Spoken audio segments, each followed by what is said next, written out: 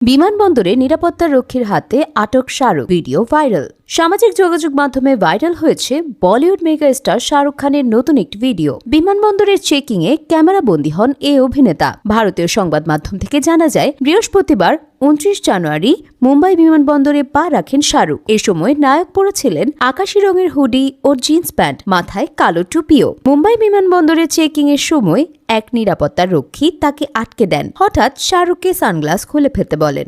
এমন পরিস্থিতিতে নিরাপত্তা রক্ষীদের সঙ্গে কোনো তর্ক বিতর্কে জড়াননি অভিনেতা, বরং বিরক্তি প্রকাশ না করে সহযোগিতা করতে দেখা যায় তাকে। নিরাপত্তা রক্ষীর কথায় সানগ্লাস খুলে হাসেন শাহরুখ। নিরাপত্তা প্রক্রিয়া সম্পন্ন হতেই গার্ডের কাঁধে হাত রেখে চলে যান। এই ভিডিও নেট দুনিয়ায় মুহূর্তেই ছড়িয়ে পড়ে। বলিউড কিং খ্যাত এ তারকার ব্যবহারে মুগ্ধ নেটিজেনরা। প্রতিক্রিয়া জানিয়ে মন্তব্যের ঘরে এক ভক্ত লেখেন, এই জন্যই তিনি রাজা। আরেকজন লেখেন, একজন দায়িত্বশীল নাগরিক হিসেবে শাহরুখ খান জানেন যে এটি নিরাপত্তা রক্ষীর কর্তব্য, যা তিনি সততার সঙ্গেই পালন করেছেন। বর্তমানে কিং সিনেমা নিয়ে ব্যস্ত রয়েছেন শাহরুখ খান।